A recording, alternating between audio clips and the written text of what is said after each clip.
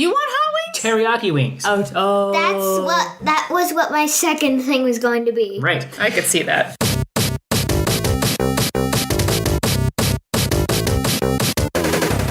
This is UnpauseIt, a podcast by a family of geeks.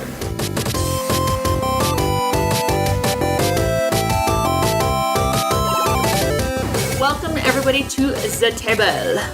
Who do we have at the table? Let's start with the person to my immediate left. Who are you? My name is Willis. I like to belch, although my dad won't let me. It's kind of crude. On the podcast. We don't let you in other places, too, but anyway. And I think unicorns are fluffy and can fly. What is your handle? I am the sauce, good sir. Good sir. How about the person across from me? Hi. What's your name? Furious girl. What's your real name? Just first name Georgia. only. Yeah, Georgia. And what's something that you are known for in this family? Kittens. Wow. The dangerous kind, too. Kittens. The next person down the pipe. _ the dad abides on Twitter. I'm the dad. Yes, you cannot belch. Focus. I am the mother. My name is Rachel, and I go by Lady Disdain. But we are the podcast family for UnpauseIt, which is our podcast that will cover all manner of geeky, nerdy, creative glory that exists in cinematic universe and such. We just finished watching a movie we've seen before, so let's add that caveat to it. So Iron Man released May 2nd, 2008. And it is 2 hours and 6 minutes long, directed by Jon Favreau, who plays Happy Hogan in the movie, starring Robert Downey Jr., Jeff Bridges, the dude. The dude abides, much like the Very dude abides. underrated as a villain in this one. We're going to get into villains maybe a little bit later on that one. But he was Tony Stark's surrogate father figure that tried to kill him. Spoiler alert. So, pretty tough when you really think about it. And some good people in there.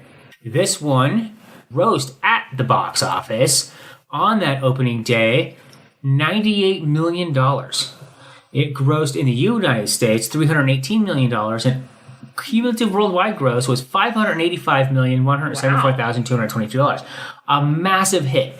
The budget for this is estimated to be less than the subsequent movie, which we'll get to, The Incredible Hulk. It's an estimated budget of $140 million. So it made its money back, started off the MCU, got the ball rolling, and made for some good times for us all. We are not going to qualify any of the following discussion as being spoilers. This movie's been out for 10 years, and it does kick off the first chapter of our discussion of the Avengers series. What movie did we just finish watching? Iron Man. Yes. And the Avengers series, what is more commonly known as the Marvel MCU, the Marvel Cinematic Universe. Yes. It's different than the comics. For those of you who are comic readers maybe listening to us, we are not comic readers. I have read the stories without reading the comics. We took a lot of notes. And Georgia, you took notes. Willis, you had some awesome... I kind of took notes for you, I'm just going to say. Thank you. You're welcome. You're quite welcome. I tried. But yeah, we jumped into it. So you guys, She also took notes for me. I did take notes. I was the note taker. Right. I really was. Oh, Patriarch, what should we start off talking about first? Let's start off right in the middle of it. Right when we're going to have a question of going around the round table here. When Tony comes back, they want to take him to the hospital. Everyone's concerned about 3 months. They thought he was dead. He's like, first things first, I want an American cheeseburger. He wanted a burger. He was in the middle of Afghanistan, somewhere in the Middle East. We don't really know for sure exactly where. It's maybe a fictitious country. What did you say that you wanted to have if you were gone for 3 months, stuck in a cave, building an Iron Man suit? What would be the first thing you wanted to eat when you got back? An In-N-Out burger, because where I live, there's no such thing in our state. And I'm kind of sad about that. It's coming. Yeah, apparently that was just announced like recently. They're actually going to bring In-N-Out to Colorado. Yes! I was hoping that it would have been an In-N-Out burger when I first saw it, but it was a Burger King burger. Nobody's perfect. You know, I like Burger King. So what about you, Willis? I would also like a cheeseburger with extra pickles, a lot of ketchup, eggs. An egg on top of your burger. I like it. Inside the breads. Right. With pickles and ketchup. I would probably like pizza. I'd like a supreme pizza, just because I love pizza. I think that would be what I would go for. What were you gonna ask for after 3 months of being in a cave? Some super hot wings. Ew. Just lots of messy hot wings, just all over. Hot wings. That was my second. Georgia was not born yet when this movie came out. True. Wow. Right, she's 9. So. It's coming up on 10 years for this. You were 2008. Wow. So Infinity is really almost making exactly 10-year mark when that comes out. Right, which is probably why they didn't do the Han Solo movie on that one, even though that makes more sense. Willis was very young, didn't see it until he was much older. Yeah, you were way older. I don't think you didn't see Iron Man until right when Captain America was coming out. And that goes to our point. That was a while ago. Yeah, how old were you when Captain America came out? Probably about 6 or so. So that was when we started saying, hey, you can watch Iron Man, these movies and everything. They're safe enough for that. There are some risque moments. Yeah, we had to fast forward a couple times or say, hey, avert your eyes. But that's a part in the movie that happens that we just totally kind of stopped and asked this question of ourselves. What are a couple of the thoughts that you have, Lady Disdain? First of all, I have followed Robert Downey Jr.'s career since, I'm going to go back, guys. This is way too old for you, and someday you'll see this movie, the movie Weird Science. Robert Downey Jr. plays in that movie. He plays a teenager. He's a jerk. But he is such a good actor and has been a good actor throughout his entire career. And I knew of him, and when I saw him in this role, playing Tony Stark, pretty much Robert Downey Jr., that actor, is Tony Stark, in my opinion. I think they cast that well, and I think they cast almost all of the major roles well. Did you guys like Tony Stark, the guy who plays him as Robert Downey Jr.? Did you think he did a good job? I think he did a good job because Tony Stark is pretty much a jerk trillionaire. Was it Playboy, philanthropist? Billionaire. Billionaire playboy. We're confining our comments to this movie as if the other movies hadn't yet come out. So we're going to save any reflecting commentary for the later movies. I do not like Terrence Howard.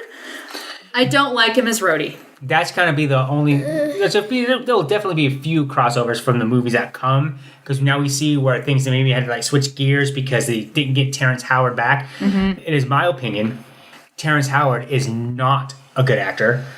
I just don't like it in anything that he's ever done, and Don Cheadle is a tremendous actor. Which comes into play later. Yes. Much more talented. I know this. We're not talking about other movies too, but I think that it would have been interesting to see him in this role on this one. Kind of a retrospective look as well. Yeah. Do you remember the first time you saw the movie? You kids were young. I don't know if you'd ever remember this first time.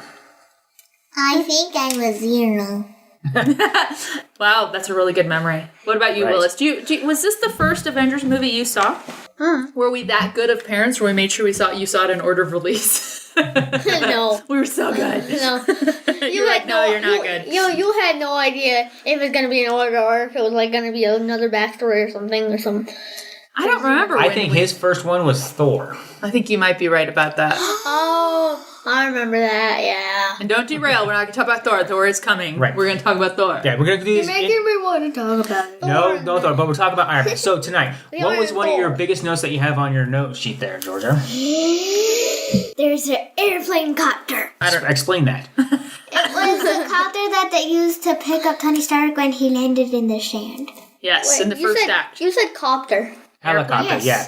It's a helicopter that looks like an airplane. It had kind of wings on it to navigate into the mountains type of thing. And it was fat. I don't know what that was called. We can look that up. Both of these kids and you've all ridden in a helicopter, standard one, a Bell 407. Yeah, we don't need to ride in a helicopter again. But I want to. You can do it without. Yeah. But even if we go on a tour, you guys can go on the tour. If anyone's listening out there, apparently would like another helicopter ride. The Army should actually use mechanism of helicopters on the battlefield. Blades everywhere, yay. Blades are scary and dangerous. Yes. You had a comment, I think, during the first part of the movie when Tony Stark is coming out and Rhodey is getting on his case about, hey, I've been waiting here for 3 hours for you to get on this plane. What does he say, Willis? Waiting on you now, and my dad has been using it for years. I had no idea where it came from until now. Is that where you got that? Yes. And I've been waiting for that to come along here and be known for a long time now. So annoying because he says it to me. He says it to me all the say it to time. I'm everybody. like, oh, you are not waiting on me. I'm Waiting on you it's now. So annoying. You're not. So next podcast we'll be opened with. Waiting on you now. No. No, never. Yes. Thank God we didn't call the podcast Waiting on You Now. But yeah. But that was a good moment when you all kind of looked at me and I'm like, this is where it came from. I didn't look at you. I remember You were Willis. eating. Willis also had a comment during. Do you remember the first act? So it's when they bring Tony. They're threatening him, saying you need to build this for us. Jericho, Miss Leah. Yeah, and he comes out and he's having Jensen, his friend, translate for him.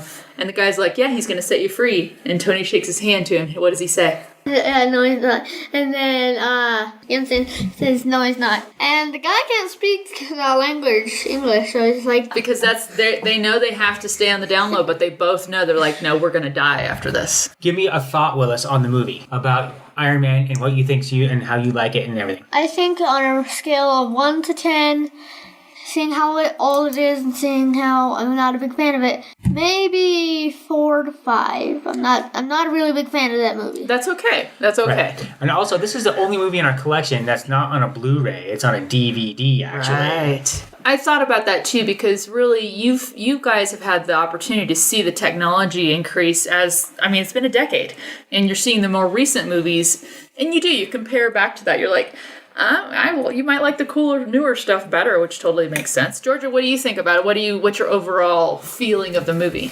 I say it's a level awesome, which I give it 5 stars. 5 stars? 5 out of 5 or 5 out of 10?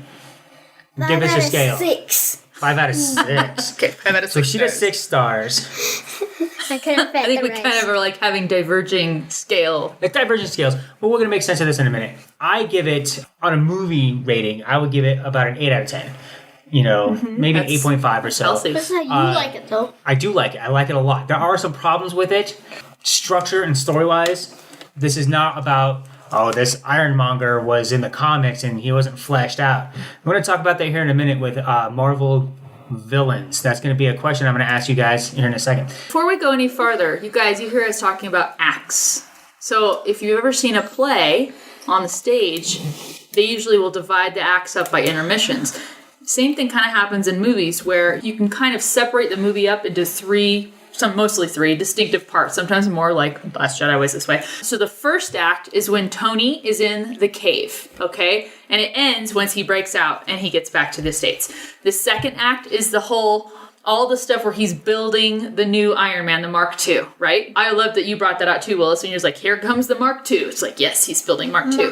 That's the second act. The third act is when now you realize Obadiah is actually the bad guy, the main bad guy. And Right. the whole rest of that is Tony having to fight back and fight him. Yeah, and there was not much foreshadowing of Obadiah being the bad guy. Comic book readers have told me that they knew, obviously, that he was going to be the Ironmonger type thing, whatever. Mm-hmm. But my handle, _ the dad abides, the dude being cast. So we talked about Robert Downey Jr., we talked about Terrence Howard, but the enemy here, I want to talk about villains.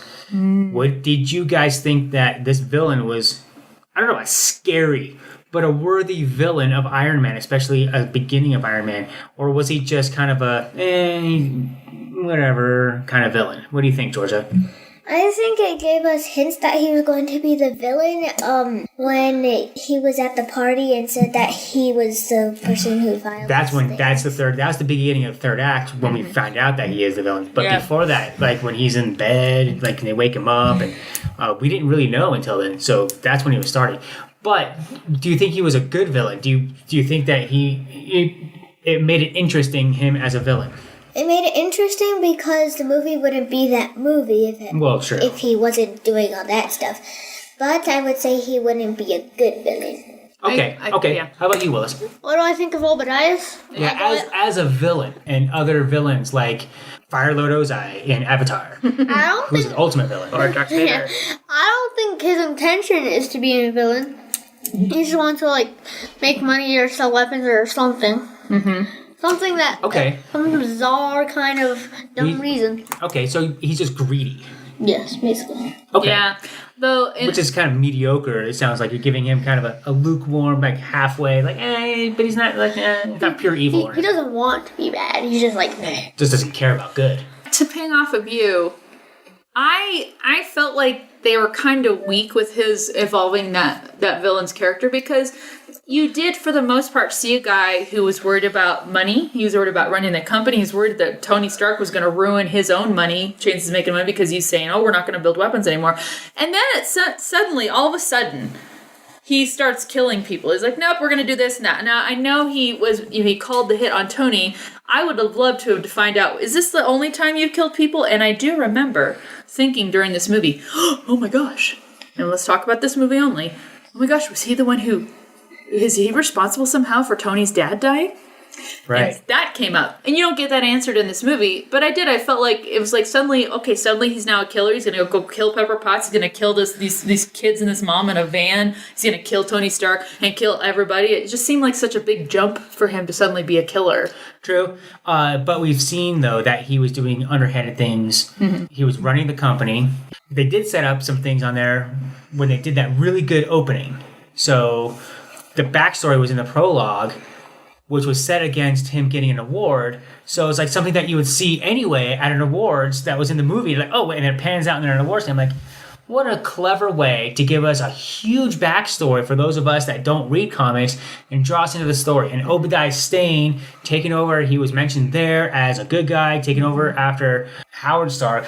When he says it, though, after your father died, the tone he says, it makes me think that he did not have anything to do with it at that tone. Yeah. But now that we kind of know some things, it's like, am I reading into that? I don't know. But they missed a couple opportunities with this one, I think. What character did we meet in this movie that is through all the others? Mom's favorite character. Nick Fury. Like at the end, yes, but what about you, Georgia? Coulson. Yeah! Coulson. We meet Agent Coulson, which is so cool. I mean, it was kind of fun for me to see him on the screen, but like, oh, it's Agent Coulson, because you do. That's the first time. Yeah, and you're just so fond of him, and he meets Pepper Potts right there, and that's the first time you're exposed to him, and it's just cool. I really enjoyed remembering back to being the introduction to Phil Coulson. Right. Yeah, Phil Coulson. Pepper Potts does well, and Gwyneth Paltrow comes throughout all these movies. They did a good job on casting. What stuck with you the most about the movie, Willis? Mark I mask. Yep. That stuck. The big every time. welds and every time like Mark I or something is mentioned. You just think about it. Like okay. in an old video game or something. Yeah. It always goes back to the mask. It's like. There you go. Nice. That's an appropriate symbol. Like Legend of Zelda: Breath of the Wild. How about you? What visual image sticks out on this movie? I keep seeing all of the times Tony Stark is trying out the thrusters, and he's like, and and there's just his. And one of the things that sticks out to me is like where he's, Jarvis is like, okay, we're gonna pot down, we're gonna, we'll archive everything up, and he's like, no. Let's go fly, and the whole week sometimes you have to run before you walk. And to me, that is Tony Stark. Right there. And you see that throughout the rest of his evolution, is that he always wants to run before he walks. Right. But that's what stuck with me. Yeah, I think the image that sticks with me is of the old flathead Ford engine on there. And I think I read a trivia somewhere that was Jon Favreau's personal car. Ooh. And I'm a car guy and everything in there. You guys know who Jon Favreau is? No. The director, and he plays Happy. Did you guys know that character? The director plays Happy. Yeah. No wonder Happy is treated like crap. He may have set that up himself. Yeah, because he's the one that told him to do that. And he was part of the writing team a little bit, I think. Don't have a full credits list in front of me at the moment. Next time I'll have that up and pulled up and ready to go. But May 2nd, 2008, this came out. Georgia was not born yet. You were about a year and a half old. And we saw this in the theater. One of my favorite theaters here, the Continental Theater. It's a 70-millimeter theater. So it's one of the last ones in town. It's huge, 3.5 stories tall. We saw it in there. The entire back row was filled with nerds. Yay. We stayed till the end. A lot of people, we did too. We are nerds. Nerds. But they were comic book superhero nerds. Like they read the comics and everything. Those guys. Yeah, those guys. But wait, there's more. But there's more. So when you mention it, it does introduce Nick Fury because Samuel L. Jackson is in every movie. Anyway, I think it's in his contract to be in every movie ever made. It does seem like. But when he comes out and he's like, and they're like, yeah, and they're clapping. They're like, yeah, clapping. And then he says, talk to you, superhero. You're not the only superhero in the world. Everyone's like, oh, you hear him murmuring, who are we talking about? He's like, I'm going to talk to you about the Avenger Initiative. They went, oh, and they stood up, and we're just, me and my wife were like, I was kind of like, whoa. And then it ended. It just ended. Then it ended. Yeah. We were looking at each other going, now that must be something. Well, but I feel like you knew more about it than I had did. read the whole mythos and educated myself on who these characters were before we went. Iron Man. Final thoughts. I just want to say that it was really, really high tech at the beginning when we were pressing play and things. Like the word play and things. Mm-hmm. And then, I just love when his thruster fails and he just hits the wall and Oh, the 10% when he's trying it out. Well, we'll just talk about it as 10% because it won't be that. And then bam! I gotta do back to the wall. I've never done it. And then he uses and then the person mechanical thing, he uses the fire extinguisher. Okay, good one. The 10%. Very funny moments in this one. Final thought on the movie, Willis. Final thought, rating? No, you did the rating. Just a final overall thought. It kind of introduces Tony Stark, and definitely. He is one of the most conflicted Avengers. Very good point. He's conflicted. Yes. Seriously. Right, we can see the conflict starting here when it goes into later on movies. Mm-hmm. Final thought on the movie. We're not done. It's not final thought of the podcast. Final thought of the movie. This was a key movie because, just background, guys. Let's look at where we are. Again, we are almost at 10 years of Avengers 16 movies, I think. Yeah, and we're almost there. We're almost to Infinity War, which we all are freaking out. We have freaked out multiple times at the trailer. We're like, oh my gosh. But we would have had none of that. This was, in my mind, the superhero movie we all were hoping we could see. And it kicked off this entire universe, Marvel Universe, that is giving us all these storylines and just a bunch of distinct characters and superheroes we never would have met had this not been a success. Right. And I think because, I gotta credit Robert Downey Jr., I think had it been anybody else, I don't know that it would have been a success. True. It was a confluence of good things coming together. My final thought on Iron Man. Mm-hmm. The first Iron Man 1, if you will. Definitely a tentpole. Definitely a risk. Looking at some of the figures on it, it made a lot of money. It didn't make the most money ever. It's not making $1 billion like the subsequent movies. But it had a modest budget of $140 million. That's very modest. Very modest, considering that, what was it? Civil War had $250 million budget or something crazy like that. So it was definitely a risk.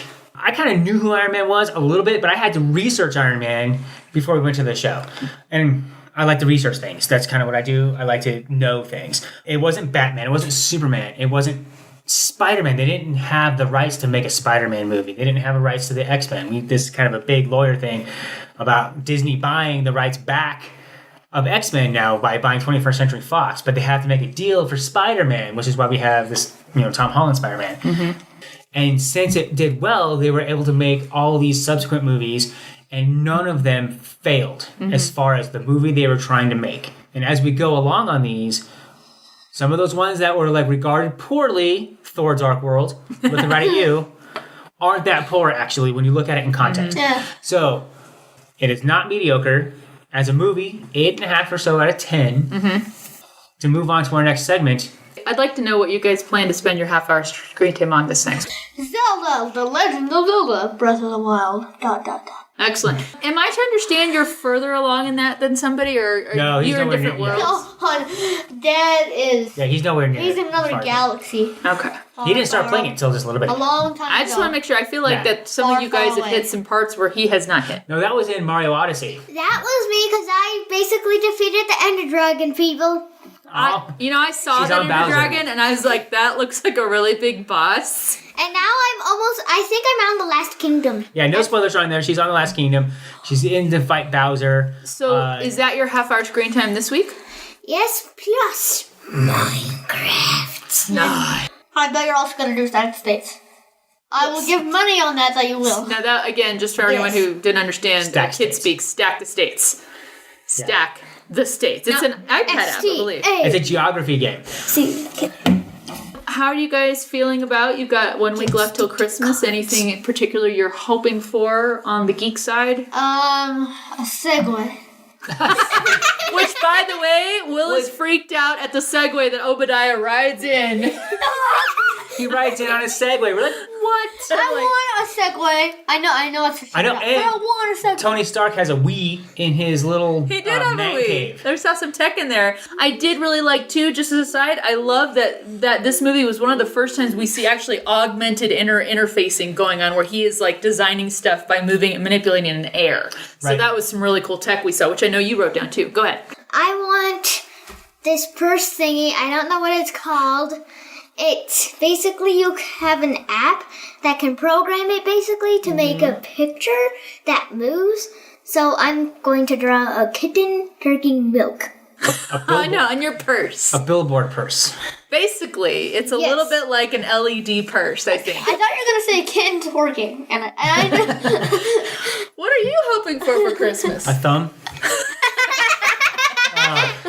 I'm hoping to play a video game before the end of the year. That's right. You got what? Ride a video- bicycle before the end of the year. My motorcycle. Don't you have a video game that isn't even unwrapped yet from like the original packaging? Yeah, this happened right when I bought Uncharted Lost Legacy because it was on super sale, and it's not even unwrapped yet. Right? It's a tear. Kill it. It's a tear. Come But- down. Tear. But this will happen. And I am going to play some Super Mario Run this week Okay. because it's one-handed tapping. Oh, that's right. So you were very excited that you found that app that was on something you could do on your phone. You're like, I can do this with one hand. Wait, that was the other app. Now, you already had Mario Run, but now you're. Now I'm going to put some time into it and everything. I didn't buy the full version. I'm going to buy the full version and play the whole game.